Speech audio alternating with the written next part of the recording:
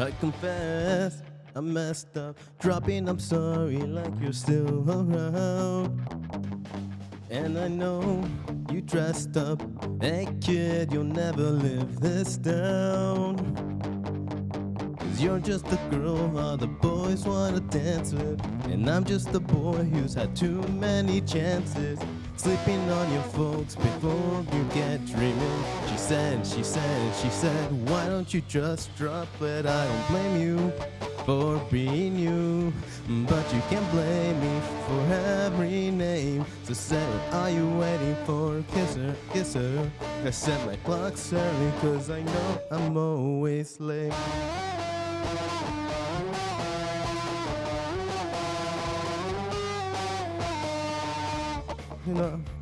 Darling, darling, what did you expect? I just off Alaska's just shot and didn't take this bet. You can make rules and name all the spotlights, get all the signs, but in the moment it's just right. Sleeping on your folks before you get dreaming. She said, why don't you just drop that? I blame you for blaming you, but you can't blame me for anything. What are you waiting for? Kiss her, kiss her. I set my class early cause I know I'm always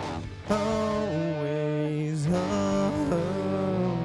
You said you'd keep me honest, always home. But I won't call you honey, always home.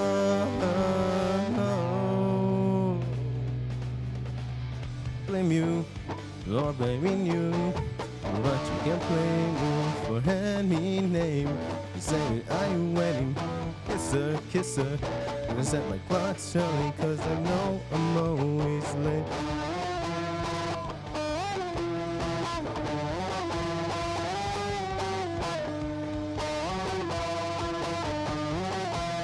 I set my clocks early cause I know I'm always late.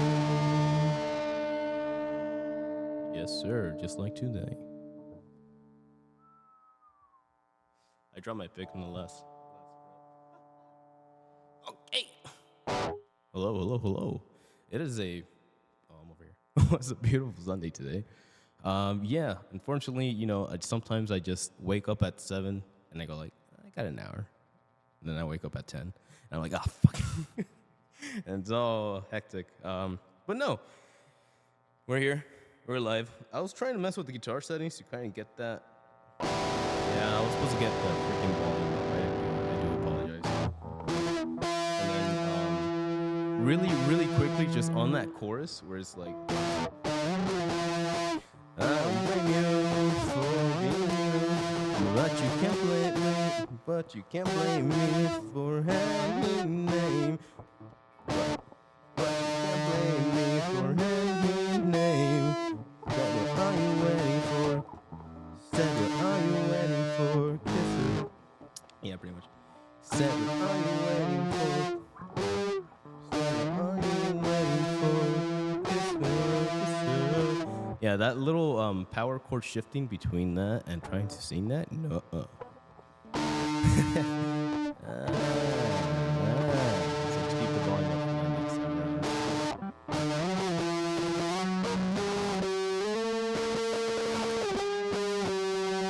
Awesome. But enough of that for right now, because right now, ladies and gentlemen, put the volume down.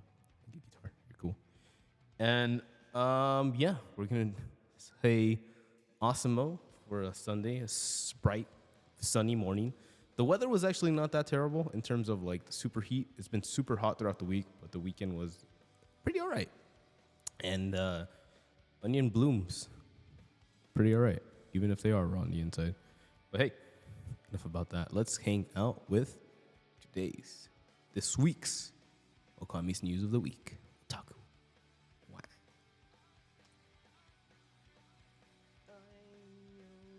And I just put the BGM in the background. Hopefully that causes some kind of awesomeness. Woo. All right. Number one, hanging out with Anime News Network. the internet's most trusted anime news source, Ayo. This is by Adriana Hazra, our homies over there. Awesome. Warner Bros. Has reportedly slated an untitled MonsterVerse film for March 26, 2027. Good lord, that's 3 years from now. Variety reported on Friday that Warner Bros. Has slated an untitled MonsterVerse film on March 29th, 2027. The Hollywood Reporter had reported on June 6th that the giant Sprute, I am mother, Grant Sprute, sorry, I can't read, will direct the new entry in Warner Bros., the legendary entertainment's MonsterVerse franchise. The website had stated that the new film is described as a continuation of the franchise centering Godzilla, King Kong, and an assortment of other titans. The Hollywood Reporter had reported in May that the screenwriter David Callahan, Shang-Chi and the Legend of Una, 10 Rings, Spider-Man Across the Spider-Verse films, will write a script for what is called in the next installment of the Godzilla/Kong monster movie series. Callahan received a story credit on the Hollywood live-action Godzilla film in 2014. Hollywood Reporter then slated a week later that director Adam Wingard will not return for the next film in the series due to timing issues. Wingard is reportedly planning to direct an original movie titled Onslaught this fall before taking on any other projects. Godzilla X Kong, The New Empire, the latest film in the Warner Bros. And Legendary Entertainment MonsterVerse series, opened in the United States on March 29th. The film earned US $80 million on its opening weekend in the US, topping the box office for the weekend. The film has earned a total of US $567,621,868 worldwide. The MonsterVerse Hollywood franchise currently includes 2014 Godzilla film, 2017 Kong Skull Island film, 2019's Godzilla King of Monsters film, 2011's Godzilla vs. Kong film, and Godzilla X Kong. The new, God damn, that's a lot of them. Whoa, the New Empire. There's actually are doing them.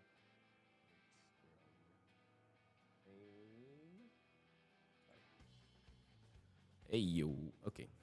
The New Empire. The franchise also includes blah blah blah. The Entertainment series, Legendaries Entertainment series featuring Godzilla and the Titans. The series debuted worldwide on Apple TV on November 17th. We'll have the second season. Wow. This is interesting. Coming from someone who's like, yo, did you see Godzilla?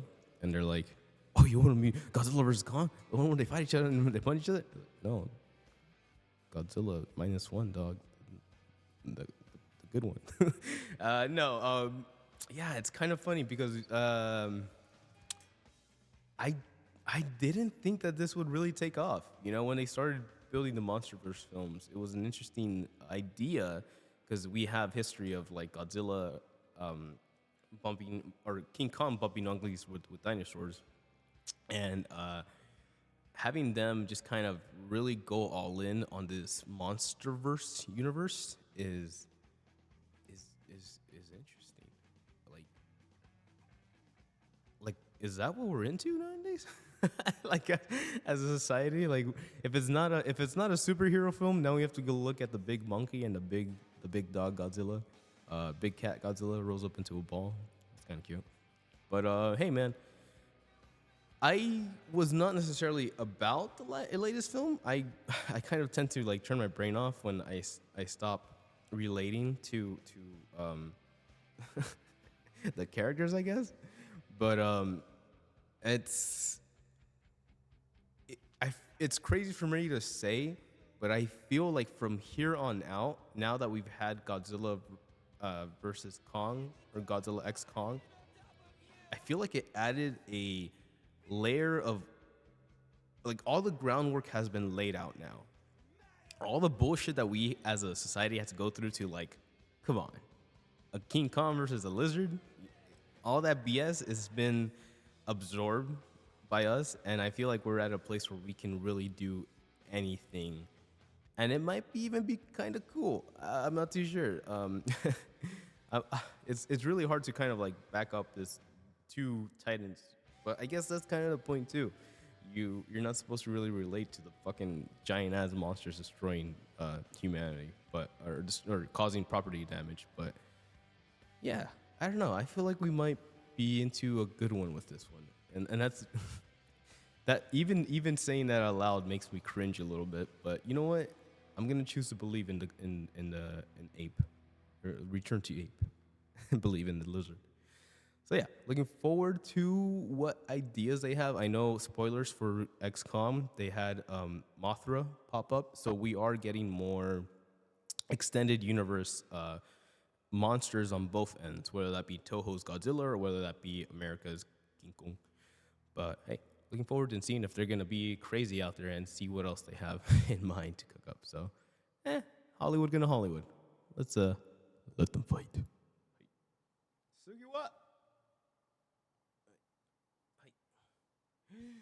But speaking of evil bastardizations, American bastardizations, Hollywoodized bastardizations, a new, definitely not bad, Street Fighter movie is set to release. Woo!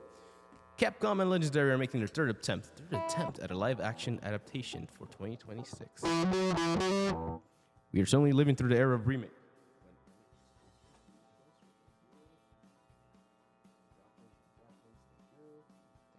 Okay. Capcom and Legendary are making their third attempt at a live-action adaptation. Cool. We are certainly living through the era of remake. When future archaeologists dig through our remains, they will be fascinated by the thick layer of Resident Evil Remastered, Spider-Man movie franchises.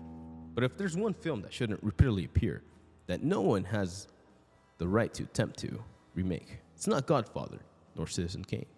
No, it's a masterpiece of the 20th century, Street Fighter. It's that masterpiece.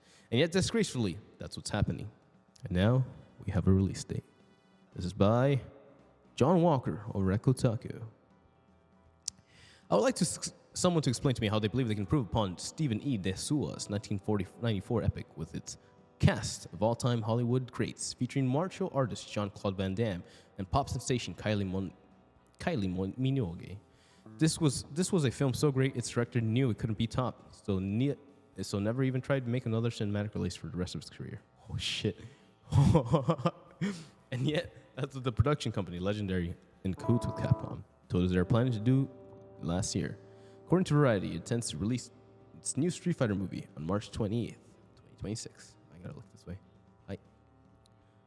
Now, admittedly, it's my hilarious conceit here fails to take into account 2019 somehow even worse attempt to adapt the Fight game franchise. 2009 Street Fighters: The Legend of Chun-Li, I remember that, which was absolutely intended to be the beginning of the whole series of movies. However, director Andrzej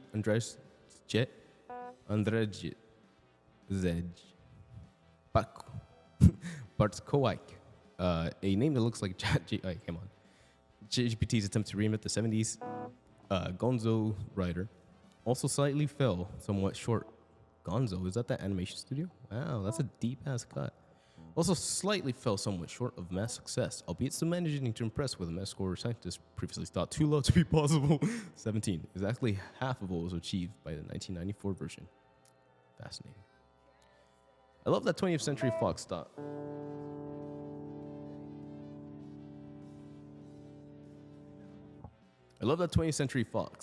Okay, last time someone tried to make a Street Fighter movie, it was one of the most notoriously dreadful films ever made. We definitely want to ensure we don't repeat this mistake. So let's get the director of Doom movie to make it. Still, even then, that wasn't Bartkowiak's worst film.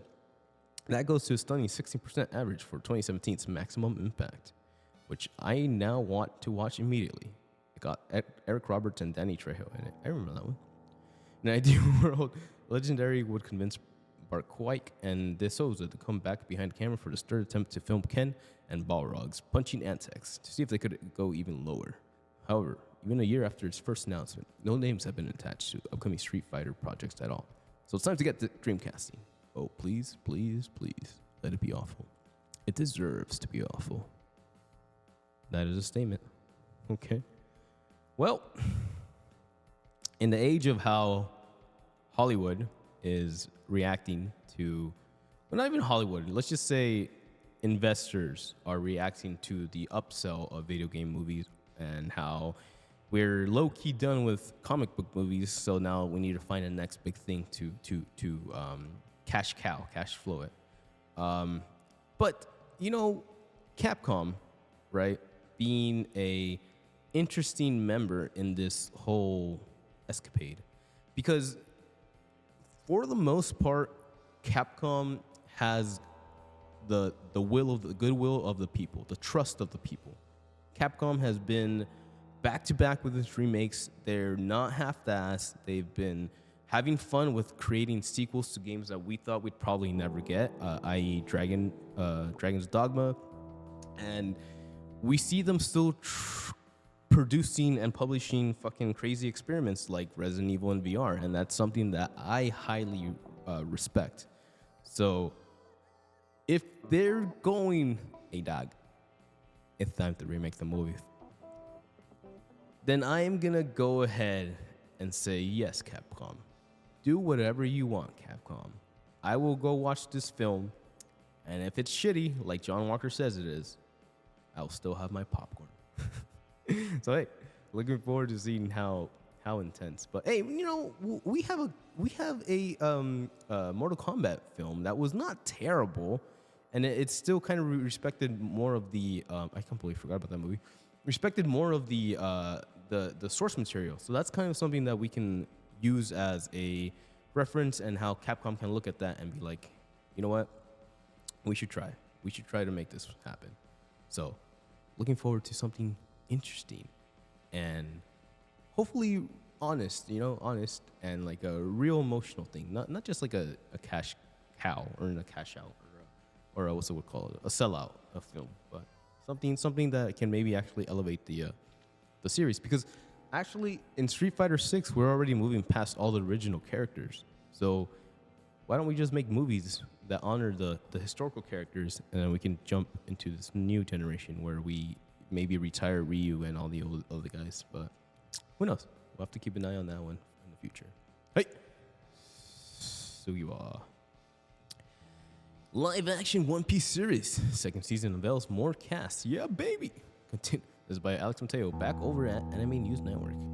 Speaking of bastardizations, Netflix announced on Thursday 4 new cast members for the second season of its Hollywood live action series, Eiichiro Oda's One Piece manga. We got Colin Kerr as a smoker that's missing 2 cigarettes. It looks like Zoro. Julia Rewald as Tagashi. It's not Robin, okay. And Rob Collette as Wapo. Tay Gower as Dalton. Okay, fair enough. Villains. I don't know who this is. I thought this was Robin. It's not Robin.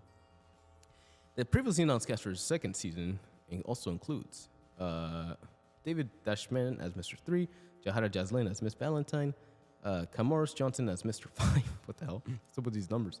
Daniel Lexaker as Mr. 9, Clive Russell as Crocus, Wayne Colster as Dory, Brendan Murray as Broggy. The live action series debuted exclusively on Netflix last August. The first season had 8 episodes and are opposed to 10 episodes originally reported. The second season will add Joey Trax, Percy Jackson, as writer, exclusive producer, and co-showrunner. He joins first season writer, executive producer, and co-showrunner Matt Owens. Season 1 co-showrunner Steve Madeo will serve as executive producer. Deadline reports that filming will begin in June, expected with a 2025 release. That is this month. We are done with June. Today's the last day of June. Tomorrow Studios, a partnership between producer Martley Allison, Prison Break, Teen Wolf, and ITTV Studios, produced a live-action series. Becky Clements served as executive producer with Midea. It's cool. So yeah, again, we're into this age of adaptations. Live action is kind of getting there, and we can look at One Piece. You know, One Piece looking at what they did with that show, and how yes, adaptive of the manga it was, but also kind of giving it that updated energy or vibe or emotions, I guess. Something to do with the One Piece kind of really nailed it. You know, it wasn't perfect by any means, but for the most part, as someone who doesn't necessarily have the biggest One Piece like nostalgia, but remembers those Saturday mornings where with the 4Kids rap mix, you gotta respect them, man. You gotta give credit to the hustler for like really putting in all the work and like freaking making a live action series that didn't completely suck on Netflix. Goddamn right. Speaking of Netflix and America adaptation, San Diego Comic-Con hosts voice actor Katsuji Mori, animators Jen Sato and Hideshi Omori, Guest to have panels at event on July 27th. Okay. Ronin Club Collectives revealed on Wednesday that it will host voice. Speaking of events in summer, host voice actors Katsuji Moji Gensato and Hidetoshi Omori at this year's San Diego Comic Con event. Three will have a panel at July 27th. They will also participate in signings. Mori's roles include Ken Washigo Gachiman, Garmazabi in Mobile Mobile Suit Gundam, Nephite in Sailor Moon, nice, Nail in Dragon Ball Z, Shoot in Fist of the North Star, and Gomifuni in Speed Racer. Speed Racer! Wow! Sato is an animator for numerous anime, including Dragon Ball, Super, Sailor Moon Crystal, Naruto Shippuden, Pokemon XY, Mobile Suit SD Gundam Mark II, and Gatchaman. Gatchaman. It's a classic. Mori has served as director of Robot Carnival, I remember that, and Dando, animator, for Mobile Suit Gundam titles and animation director of Final Fantasy VII. What? Fucking legend. And others, among others. San Diego Comic-Con will take place in July 25th, 28th at San Diego Convention Center. Yes, sir, Ritos. And this is kind of a cool one because, again, we're seeing this adaptation of, not Japanese culture, and it's fully immersified in our landscapes, man. San Diego Comic-Con is about superheroes and like comic books and American. It's an American convention. And we got Japanese comics, manga, and animes, right? Because they're voice actors, showing up in a fully American convention. That is pretty damn cool. That shows me that we as a pop culture are like, nah, dog, that kid's cool. That anime kid's cool. Come over here, kid. Sit at a table. Which is fucking mind-blowing to think of because, again, when anime was the thing back in the day, before it became Crunchyroll, before it became streaming services, that shit was nerdy as fuck. And video games were nerdy as fuck, comic books were nerdy as fuck, and now we're at a place where everybody's like, hey man, you into the shit or what? God, what a world. It never ceases to astound me how accepting we can be when we respect the work, the effort, the freaking knowledge that's being dropped through these series. So I love it. I think it's really cool that we're accepting more of the Japanese culture. I'm very curious to see how immersive we're gonna get, man. Because I imagine Japan and how most of their signs, their travel signs, their driving signs, and train signs or whatever you can call it, are also translated in English. Like most of those Japanese signals have English language references, instructions, because they recognize so many Americans are here, or so much English speakers, or I don't know, maybe they just really wanted to be the English, the Murica. And I almost can't imagine that happening here. And it's stupid because obviously we're not gonna fucking put kanji on the street signs, on boulevards. But the closer we get to immersion and assimilation with these pop cultures, where borders don't really fucking matter because it's all on the internet. Wow, it's incredible. I hope it can work out. I hope, and then I imagine that in the future of that would be some Neo San Fran Tokyo, where you see English, but you also see katakana for San Fran Tokyo. So hey, will we ever get there? Will we ever have jetpacks, flying cars, and Japanese street names? I'll have to wait and see. Here's to the future. But speaking of the future, I'm gonna go ahead and shift this one up. Devs want Cyberpunk 2 to capture the worst of America. Ugh, you just gotta look at the elections, bro. I see that we didn't push the envelope far enough in some places. By Kenneth Shepard. over at Kotaku. Cyberpunk 2077 takes place in Night City, a fictional metropolis in California meant to embody the endgame of America's capitalist excess. Damn, son. Corporations run everything. People have to resort to a life of crime to get a step ahead. And the only pockets of solace are found in a community because data systems will do nothing to help you. But developer CD Projekt Red feels like it didn't go far enough in dystopian near-future settings and wants to better capture the problems facing Americans with the sequel, codename Orion. Damn. The studio posted a new episode of its Answer Red podcast thanks to Rock Paper Shotgun, which hosts interviews with developers from the company's studio around the world. The latest include an interview with Powell Salsko, the Associate's game director and upcoming Cyberpunk game, currently being developed in the CDR's new Boston studio. Boston. Salsko talked about how he felt that while Cyberpunk 2077 was meant to portray a dystopian American future, and after traveling to the city more frequently in the years since the game had launched in 2020, he didn't feel they went hard enough on certain topics. God damn. We'll get back to that one. I see that we didn't push the envelope far enough for some places. For instance, Sasko said, like, let's say the homeless crisis. When I look at it, I'm like, we weren't far enough in 77. We thought that we were dystopian. We just touched the surface. Is a perfect code to Cyberpunk 2. Dan Herberg, super producer on Cyberpunk's sequel, joked that 2077 had one homeless person in a tent somewhere. And the team thought that was sufficient only to be told by Americans that they need a whole city of people without homes in Night City to capture the homeless crisis in the country. Sasko says living in America has given a better perspective on how prevalent these problems are.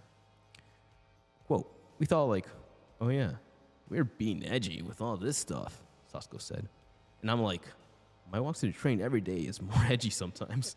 While Cyberpunk's portrayal of the systemic problems like homelessness are one of things, Sasko says that working on Orion in America will help them catch less drastic discrepancies. Like 2077's manhost covers being the ones seen in Germany rather than the ones you've seen in American cities. When you go to America, there's things like hydrants, where they are placed and how they look, Sasko says.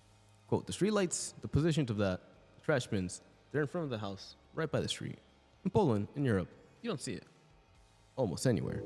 Like, there's so much nuance. Our curbs are different. Our color is different on all our signs. Everything's just slightly different. And it doesn't break the immersion. But it's just that little thing. You're like, well, maybe this wasn't like, made by people who live here or people who fully understand all of American culture. As work on its post-launch patches and Phantom Liberty expansions have been wrapped up for the first time in a decade, no one at CD Projekt Red is working on Cyberpunk 2077. Despite a bad launch and a lot of controversy, the studio has turned the game around and it's made them $750 million. Beautiful. Wow, that is freaking crazy to think about. But they're right. They're fucking right, man. It's like, yeah, we want you to show off how fucked up the world is because of the capitalism and corporations and how extreme they've pushed everybody to fucking go to a life of crime. And that is the only way to actually get any hope of a chance to fuck someone else over. But damn, dude, I think a good part of Cyberpunk, because it never really felt like it was California to me, might have been those little details. I do remember what point he's talking about when he says the one homeless guy in the tent. There's like underneath the bridge by the highway, there's like a couple of tents propped up. And that's probably the closest to what our homeless problem looks like in California, whether it be Los Angeles, whether it be, different cities, whether it be like the downtowns. It's just rough, man. It's crazy. Like, I've grown up in an area where it's like you see these things on an almost daily basis, right? But then, okay, you grow up seeing these things on a weekly basis. But then you get older and you start more of them. you start to see more of them.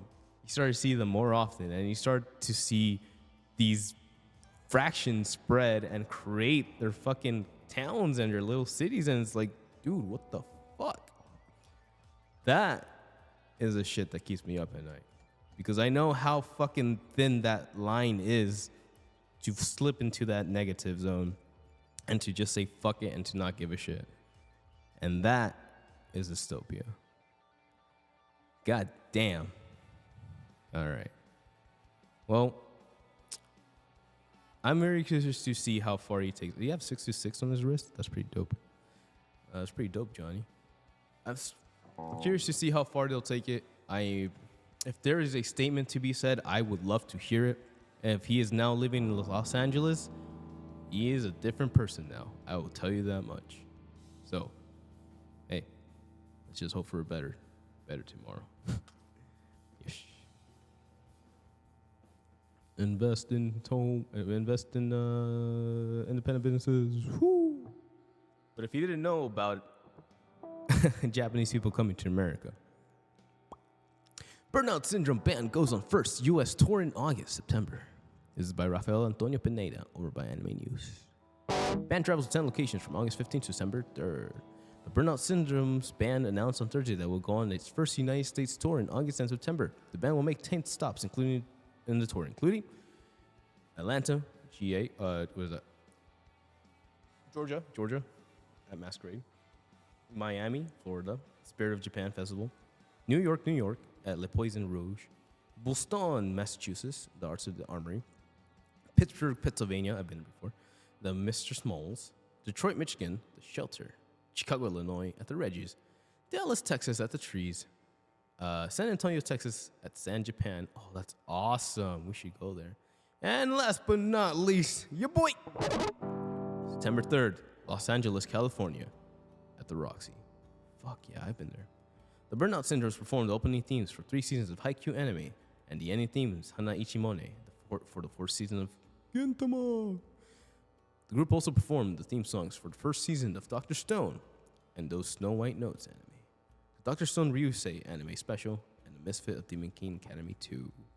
Yes, sir, that is cool. I love music. I love music so much, and I enjoy when these Japanese bands are like, dude, we have enough to go to Japan, or we have enough to do a U.S. tour. Let's go. So yeah, man, it's cool. We'll see them really do their stuff.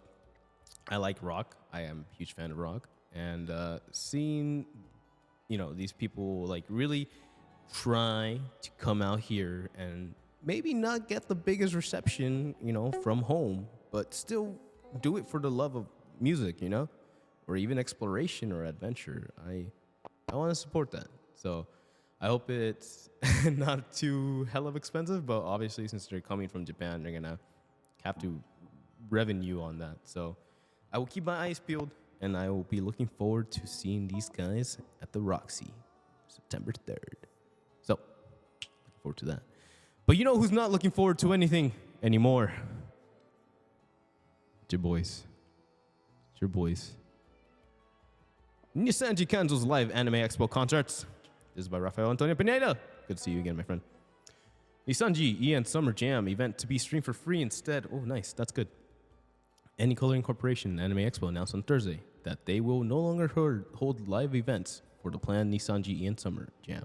And welcome to the Wonder World, and quote unquote, welcome to the Wander World concerts. That is a disgusting name. And will stream the Nisanji Ian Summer Jam event for free on its YouTube channel. The announcement also noted that Nisanji Ian is working to provide a mini live concert footage of Welcome to Wander World for ticket holders. Anycolor is making refunds for both events available. Nisanji Ian Summer Jam was slated for July 6th, while Welcome to Wonder World was slated for July 7th, both at Anime Expo. They're going to do 2 of them? What the fuck? Oh, the boy group and then the girl group. Got it.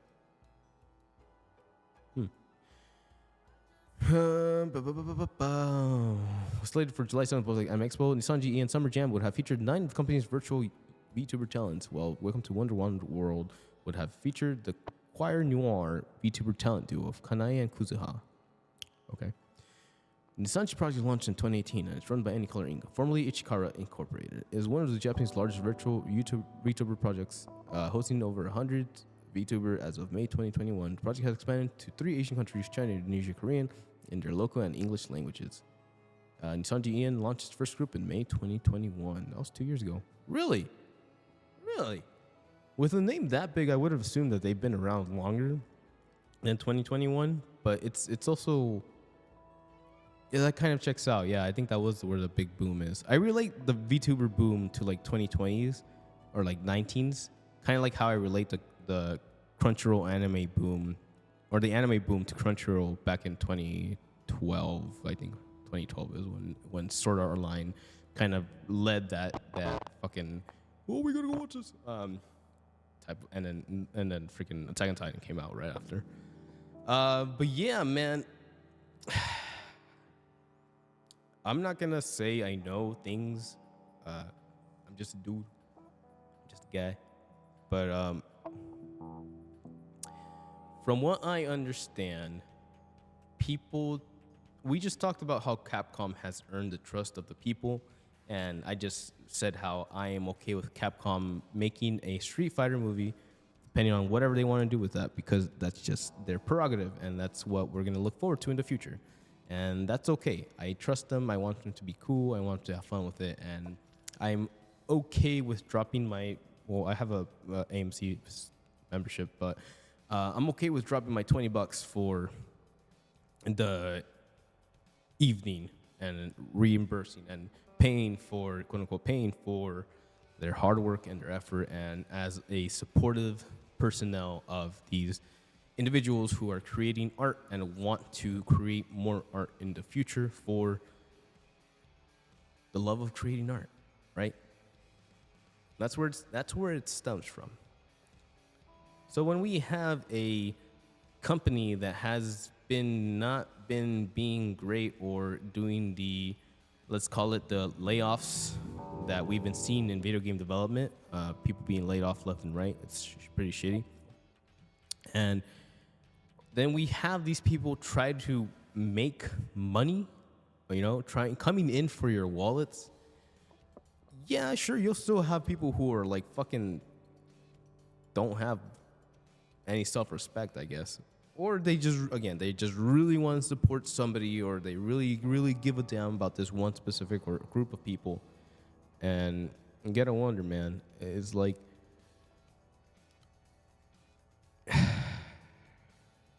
The reason it's being canceled is because they didn't sell any tickets. They didn't sell many tickets, right? So they would be throwing away money while doing this. Anime Expo money, buddy. You got Anime Expo money, my dude? So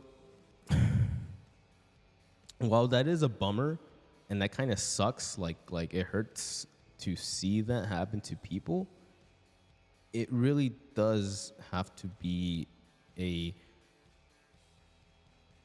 glaring reflection of who you are, of what you've created, and how you plan on improving, And money isn't always the answer, man. Freaking looks aren't always the answer. You can't just, I don't know. I don't even want to say that because at this generation, I'm really disappointed by how easily swayed. I'll just say men, because I've seen this come from men or fucking boys, just boys, not men. A man would be able to control himself. But it's like,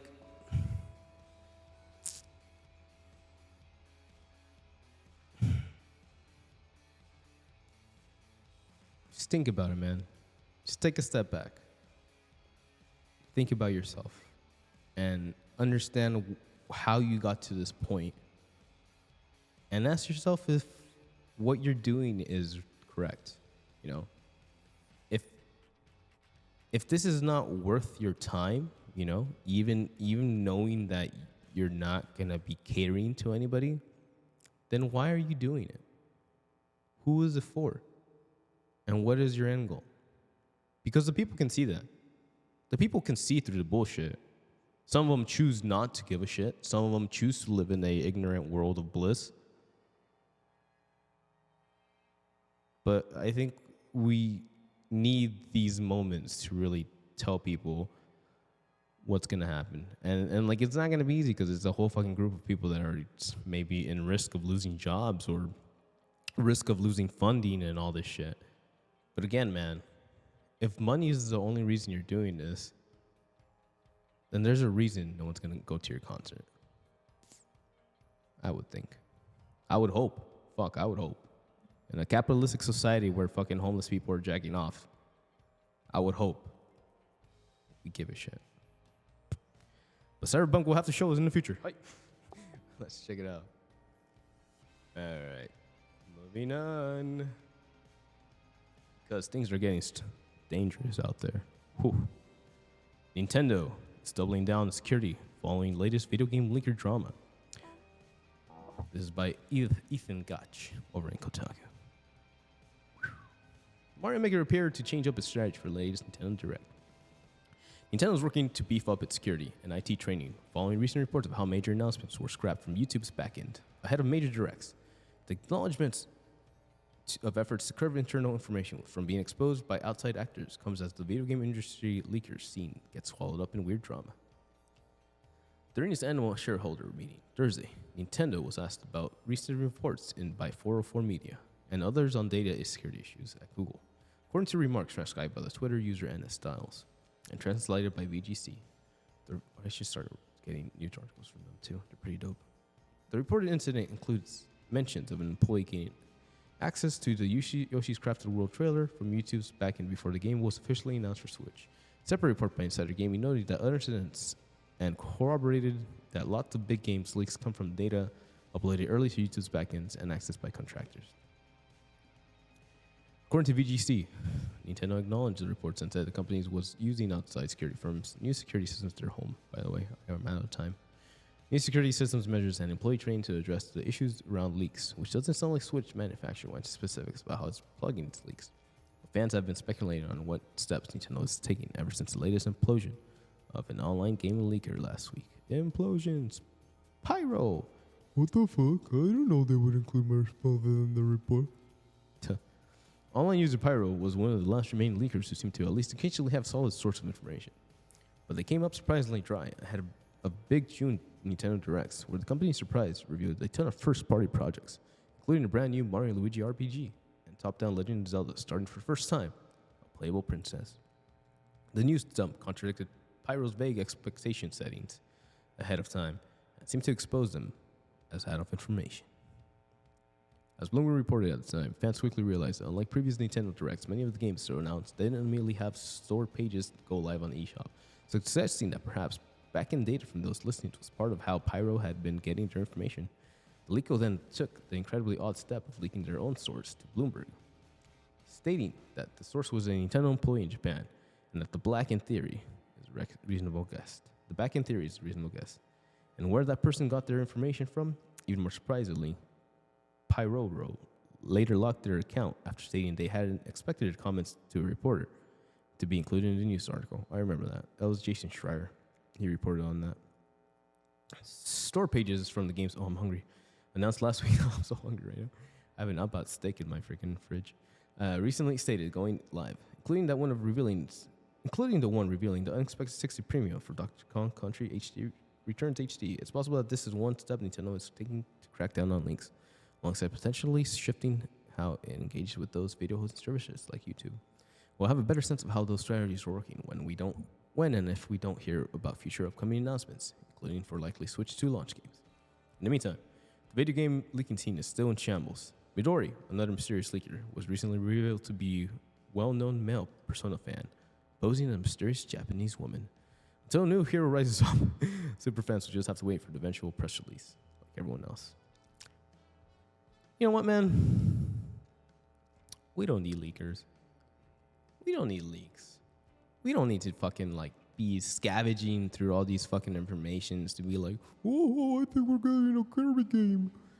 Dog, just fucking let it happen, man. If we need to know, we'll know, right? You swear, I went to move too fast. You swear that, these people are going to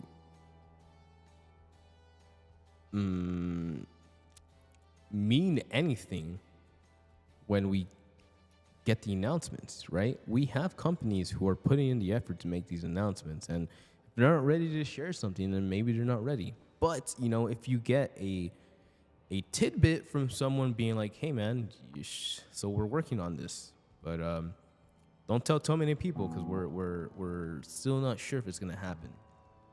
And you gotta take that for its word, right? You gotta be like, well, okay, so let's talk about this game, but maybe we don't confirm anything. We just speculate. Wouldn't it be cool if this game came out in XXX or whatever? But even then, like, it's just like, as long as we're not hurting people, right? As long as we're not fucking breaking into websites and breaking, what are they called? NDRs, non-disclosure agreements, NDAs, breaking contracts, then it should be okay. And if you're reporting for the love of reporting, just like, oh shit, I heard this is happening. Hey man, this is gonna happen. Like, this is gonna happen. Okay, we'll talk about it. There will be a discussion. There will be something to, care, to be interested about. But when you make that your identity and you force yourself to pull out of your ass any little bit of information just so you can stay relevant, come on, man. You don't have to break in there. You don't have to break into these people's places. Just be cool. But who's not being cool? From Software owner hit by massive ransomware attack. Fucking Elden Ring players. Butt smashing motherfuckers. It's unclear if anything was stolen from the Elden Ring maker in the breach. This is by Ethan Gatch. Thanks, Ethan. Putting in the work. From Software's parent company, Japanese conglomerate Karaoke Group, was a victim of a major data breach. Disclosed on Thursday, Dark Souls maker's owner said it's currently investigating possibility for information leakage. And until the impact of its business for the year ahead, it remains unclear. Information. All right. 9 billion. Club. Well, From Software's global reputation had ballooned following the 25 million selling hit Elden Ring, which was published by Bandai Namco. The acclaimed game studio is just one small piece of Kadokawa Group, which is heavily involved in book publishing, the video game sharing service Nico Nico, and the other media-related enterprises. Anime, bro. Anime. On Saturday, June 8th, the servers located in the Kadokawa Group's data center experienced a significant cyber attack, including ransomware, targeting Nico Nico and related services. The company wrote today, Kadokawa is currently considering solutions and workarounds quickly on a company-wide basis in order to normalize its systems and business activities. End quote. Kadokawa doesn't mention From Software anywhere in disclosure or affected businesses, so it's possible the studio's data and systems were not compromised in the attack. Kadokawa Group added that it doesn't retain credit card information in systems and is currently looking to publish an update on its systems and the ransomware hack in July. This isn't the first time a From Software partner has been hacked. Bandai Namco also suffered a ransomware attack back in 2022.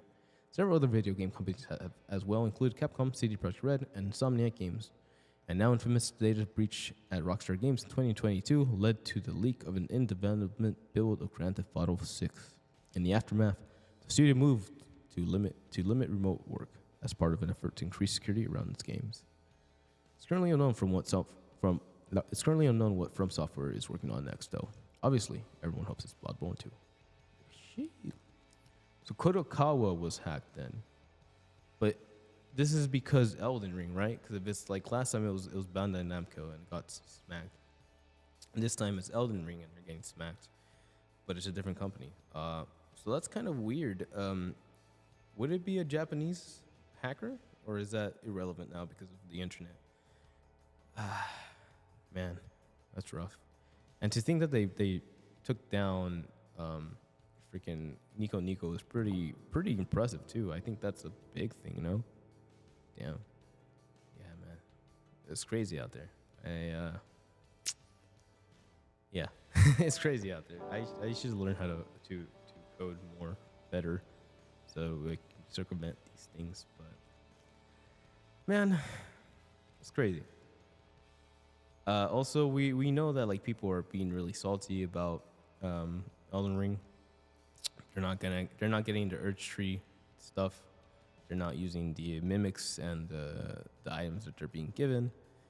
But I mean, man, again, why do people gotta like? Why do these people gotta react like someone's been like threatening their freaking their bloodline or some shit, man? It's not that serious, dog. Truly the worst of us. All right. But you already know. You already know. There will always be something worse. Pokemon card contest disqualification. Pokemon card contest disqualifies fan for allegedly using AI art. Fans took note of a few suspicious entries in the illustration contest among the top 300 finalists. It's by Kenneth Shepard over in Kotaku. Alright. Pokemon Company holds regular illustration contests for fans to submit their artwork to possibly be used as official art for Pokemon trading cards. More recently made available to artists in the US. However, the company's 2024 competition has a new, not so fun wrinkle of controversy, as AI generated art has weaseled its way onto the top 300 entries. Fans are not too happy that it passed through the company's vetting process undetected. Now, the company has put out a statement that it's disqualifying entries that violate its contest rules. It's disqualifying entries that violate. Okay. That's fun. It all began on June 14th, when the Pokemon Company posted the top 300 entries. Fans took notice of what appeared to be one AI using participant using multiple names to submit more pieces than the 3 submission limit. Can we talk about how these entrees are clearly all from the same person breaking the 3 submissions limit and happen to be a very AI adjacent style? Let's see this. Whoa. It's a lot. Oh. Vegan K. Vegan. Come on, dude.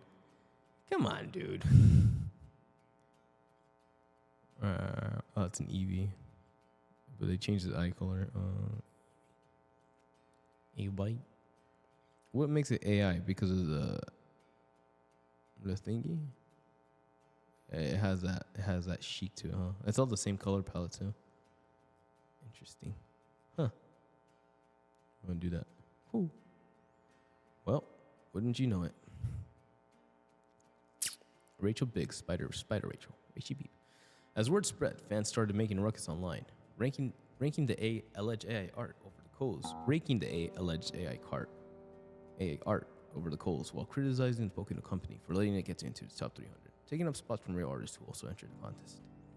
The Eevee gaining totally new parts to its design, and Pikachu reflection being a completely different proportion style to the main drawing, are the funniest giveaways. Okay. No. Okay. Okay. Haha, this one. Okay. Let's play down. The vertical axis love this, and the mess that is the stage. The mess that is the stage. Stage is waterfall in the crowd, and the lightning were installed by Picasso. And the lights were installed by Picasso. I mean, yeah, again, like, there's nothing wrong with it per se, but you're fucking shoving in this bullshit. Like, you put in the time and the effort to, like, fucking focus, to dream, to imagine, and to create this, when you're bumping out other people who generally did create, right? And maybe even their art wasn't as good as yours, but dog, they fucking did that, so they're better than you. So fuck off, dog. Seriously. Hey, this is like several gen AI art submissions, likely from a single person that got through the final round. Really has to be disqualified. So why are you letting people violate the max entry rule so blatantly? If the entries are very likely AI generated. Konpei me. Konpei me. Do. No.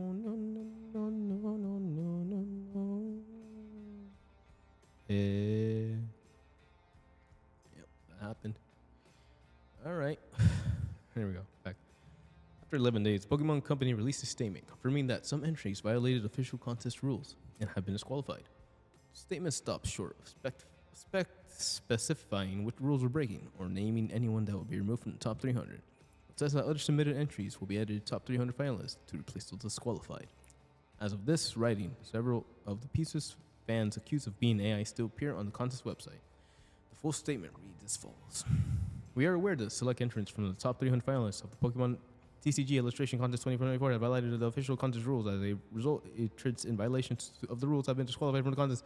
Furthermore, additional artist participants in the contest will soon be selected to be among the top 30 finalists. We're committed to upholding the integrity of Pokemon TCG Illustration Contest and encouraging fans to community support, talented Pokemon community. Community support as we celebrate the artistic abilities of the talented Pokemon community. End quote. I started giving up because I started reading the bullshit through that. The use of AR has been encroaching on pretty much every creative medium as of late, from video games and trade card games. Big companies are leaning on AI-generated card as a cost-cutting measure so they don't have to pay actual artists. And now we have AI users taking spots away from actual artists in Pokemon TCG contests. It's always a good idea when looking at art in such circumstances to be vigilant, look for clear non-human errors, and if you're unsure, try an AR detector. Yep. The part that kind of gets me the most is like not only that this like happened, that they let it pass. That's beautiful. That's that one Pokemon card that sold forever, or like for shitload, huh? That's like, not only is it the AI like did it pass or that the guy did that, but it's the fact that I know or that I feel or that I have this anxious anxiety that these fuckers are gonna take those AI arts and redraw them and use them for some kind of profit,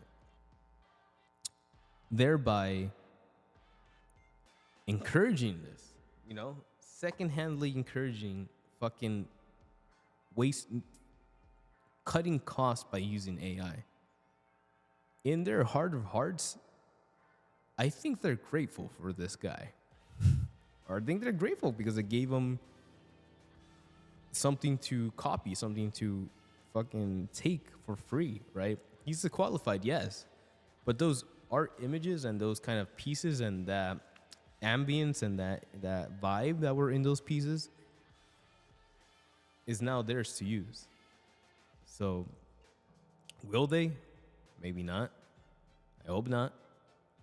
But would I put it past them? Fuck no. Fuck no. We're so far gone, dude. We're so fucking cooked. Love you. Love you, Lexa. Right. And last but not least, let's get a little fucking American, okay? Let's get fucking democratic around here. Motherfuckers. Gamers went to town during the presidential debate. Look, things are terrible. We just have to post through it. By Kenneth Shepard. Over in Otaku. If you somehow didn't know, current U.S. President Joe Biden and ex-U.S. President Donald Trump had a president, we call them the grandpas, had a presidential debate last night. How did we get here? Well, our country's two-party system is so absolute that people looked at the two geriatrics who can barely string two sentences together and thought, of these two people who should have, one of these two people should have the most powerful seat in the country's government again. Meanwhile, the average citizen is looking for a third option that might actually fix anything in this collapsing country. Is left to stare around themselves, wondering what they're supposed to do now. Well, my friends, we do what we always do when things are bad. We post through it.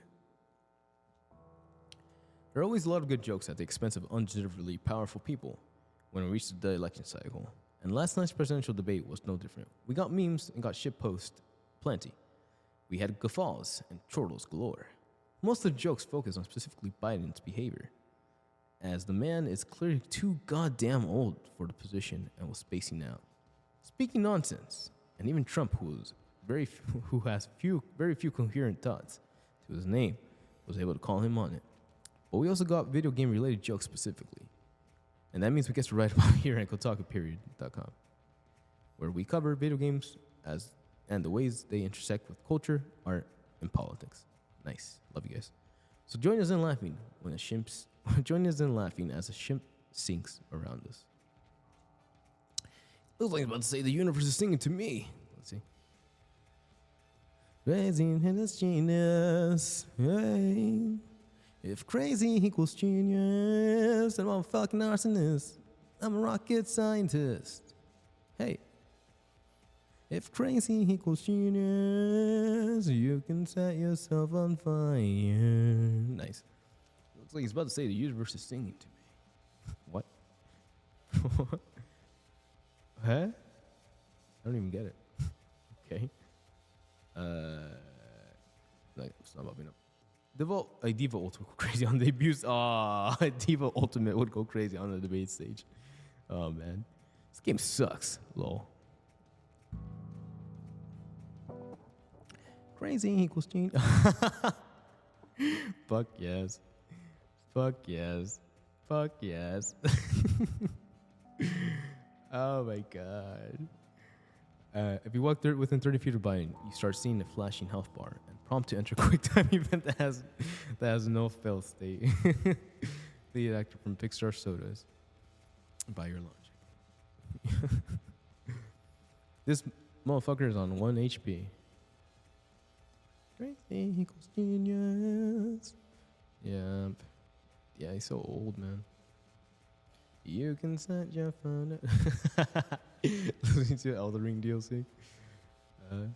You can do you never burn. He's looking at everything, trying to deal with me. Here right now. Look, he's on the light and just is ignoring. Oh my god. Oof.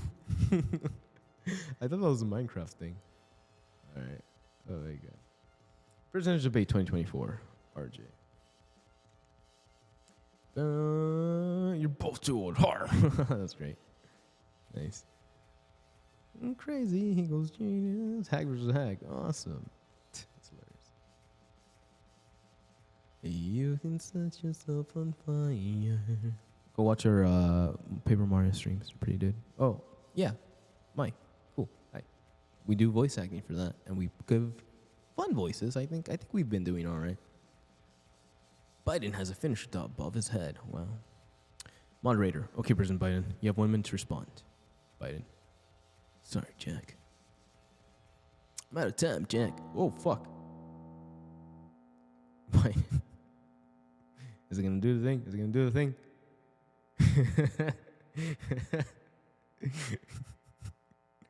Okay. What the fuck? Your son's a convicted felon. You had sex with a porn star. We are in the lobby. Oh my god, no fucking way. You had sex with a porn star. Oh my god. What the fuck? Hold on. Watching Fortnite person. Oh my god. Stupid. That's so dumb. Crash bot. Breaking to Peter Young on says CNN will have Subway servers in the debate footage. You know what? That might actually do something here. Oh, god damn it.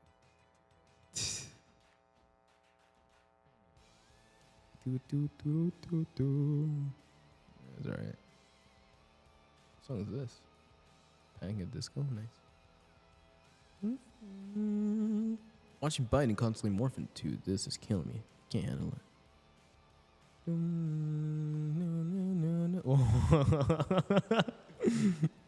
That's cute. Oh, Gene Parker. No, it's okay. All right. Silksong fans should tune in for this one.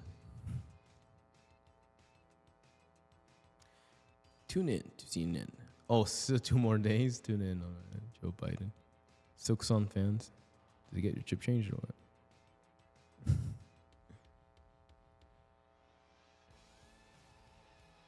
Oh goddamn, that's some AI shit.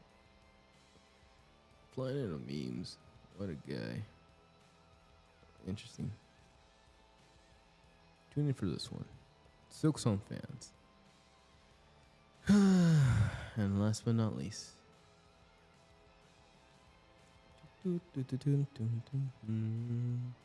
Chat, am I cooked? Oh my god. Oh my god. Chat, are we cooked? Oh my god. See, friends, we just have to laugh through the pain, knowing that our nationwide political elections are based on an undemocratic electoral college system operating a binary two-party system that allows no nuances and try not to fall into despair. Remember, the key to real change is being active in your local community instead of only caring about politics when these barely functioning old dudes are wheeled out every 4 years for the presidential election. And that is that. Yeah, man. It is a bit of a. It's not even a bit of a bummer. It's a fucking disgrace, man. I've been going through this fucking land before time, like believing in a future where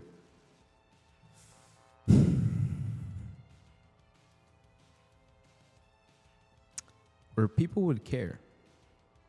You know, at first it was, oh, we just need people to care about the election.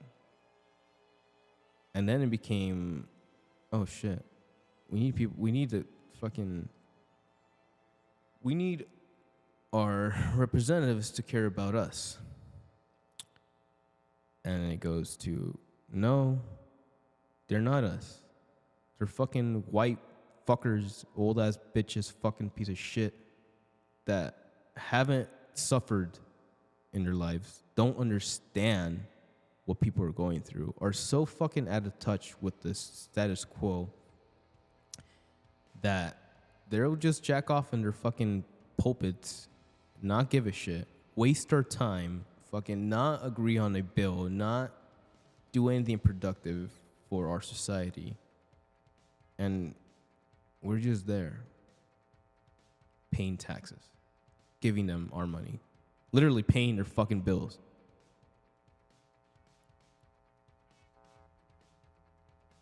I don't know, bro. I really don't.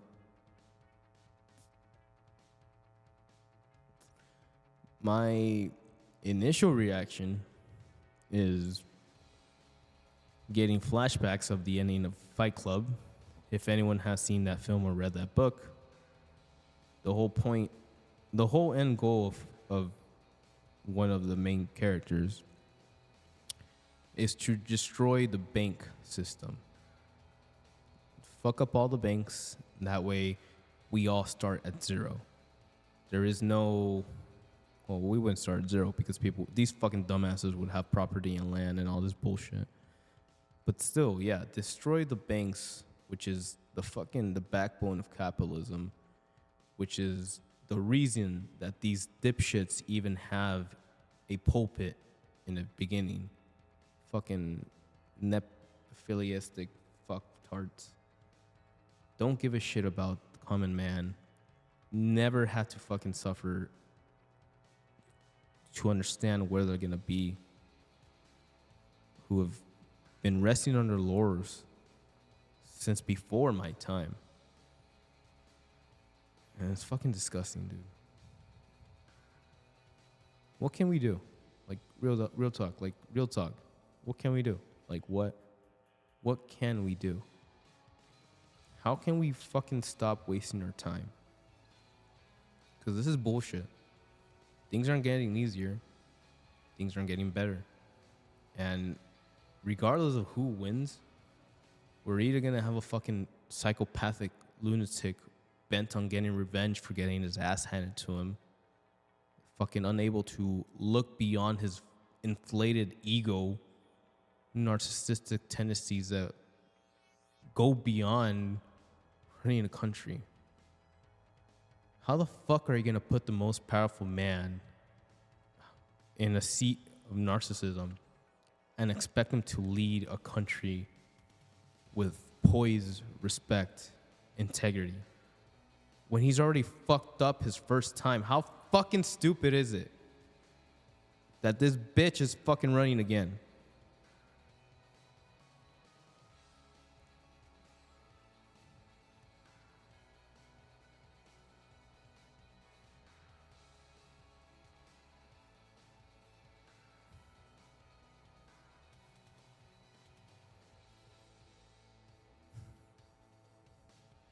You know, you would have hoped that the Grandpa Joe, fucking dipshit, would have actually done something.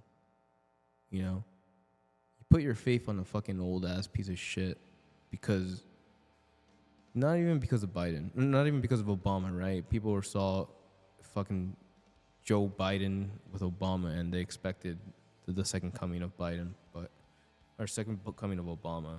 Or I personally expected Obama's influence to do something to him to make him want to be a better person or to be a better fighter or to really try to improve our problems, right? But no, we're still just writing off checks to every fucktard in Congress, the judicial system, anybody in their fucking little social club. They all eat at the same cafeteria. They're not enemies. They all fucking go to the same orgies. They all fucking jack off at the same bars. It's a fucking disgrace. I don't know what to do.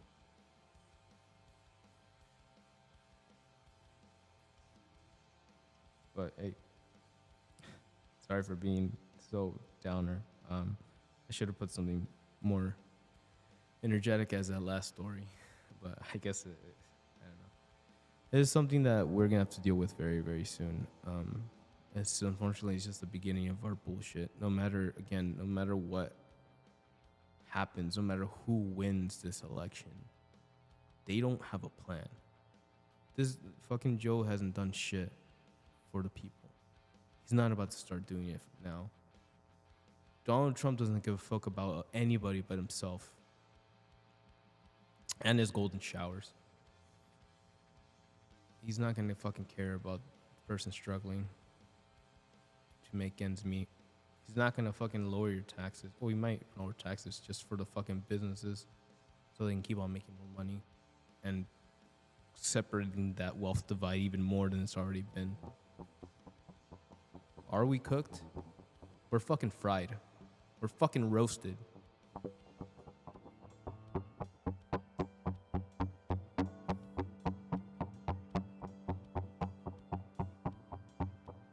I hope it's not too late.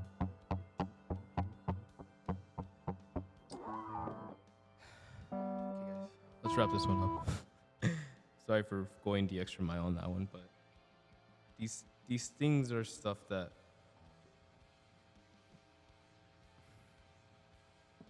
we need better people. Not just politicians, dude. We need people to step the fuck up and stop being a fucking disappointment. We need people with integrity who know how to respect, who know how to care, who can believe in something more than just themselves. We need people who can understand others, who can communicate with passion and integrity when it comes to dealing with outside countries, other nations, other places where they don't give a shit about us, but we can give a shit about how they feel. They want to keep on fucking throwing bombs. We don't have to throw them back. But we also can't stay quiet. Where are the people? Where are the heroes of our time? Where are the representatives who give a shit, who won't bend to money, to power, to ego, to narcissism? Where are the people who are fighting for someone else? Do they even exist anymore? Or is that not the American way?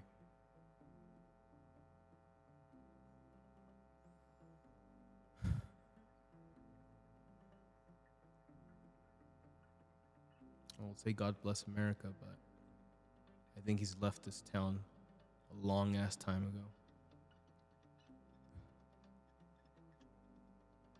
So it's only left to us. Who else but one?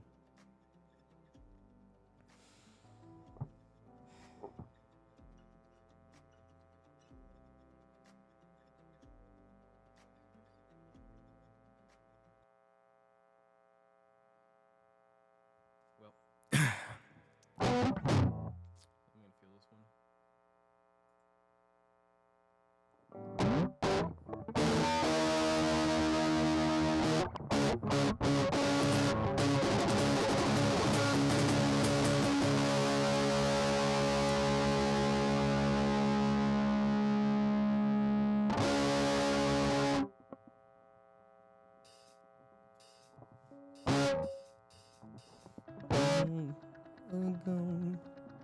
Like I hurt you, died again and again. We are so far from you, burning up, just like a matches strike to incinerate, and the lives of everyone you knew. Words you take, oh, it's all the way up. Every heart you break, feel like a blame you'll stay. Well, I've been holding on tonight. What's the worst that I can say? Things are better if I stay. So long and good night. So long and good night. Came a time when every star fall brought to your tears again.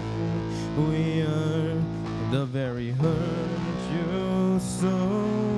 And what's the worst to take from every heart you break? And like a blame you'll stay. Well, I've been holding on tonight. What's the worst that I can say? Things are better if I stay. So long and good night. So long and good night. And if I carry on this way, things are better if I stay. So long and good night. So long and good night.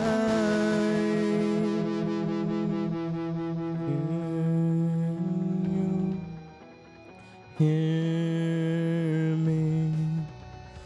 Are you near me?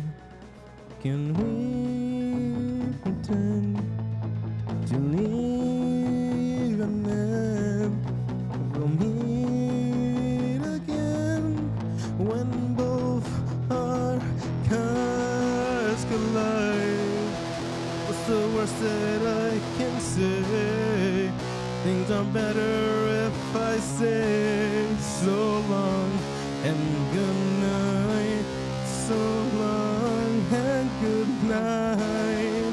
Well, if you carry on this way, things are better if I say so long and good night. So long and good night.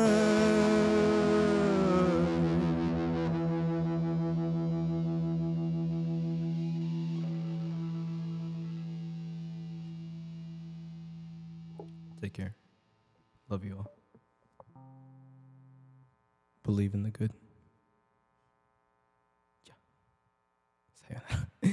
With all that being said, it'd be like that. I believe in the good of people. I believe that there's always a better choice.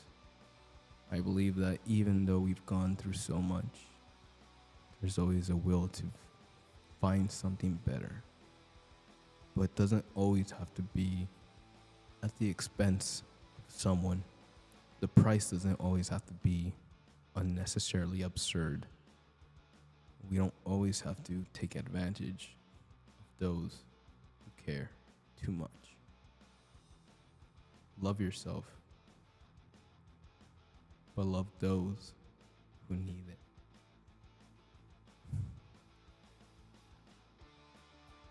Thank you for listening. It's been your boy, Ookami Stitchy. Ookami saw Stitchy. Stitch. The Assassin Alchemist. Wishing you a better future. An awesome election. And a unified commitment. But until then, hasta la próxima. Bye-bye.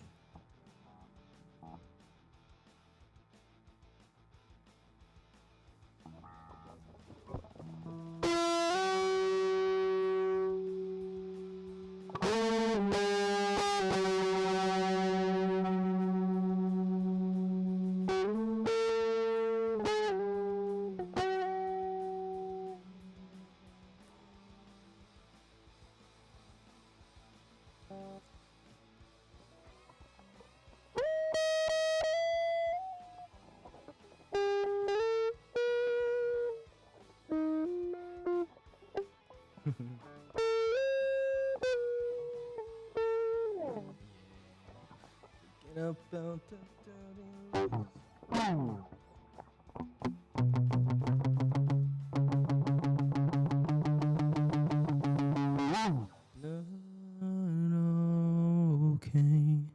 I'm okay. I'm okay now. But you really need to listen to me, 'cause I'm telling you the truth. I mean this, I'm okay. I'm not okay. I'm not okay. Hey, hey. I'm not okay. I'm not okay.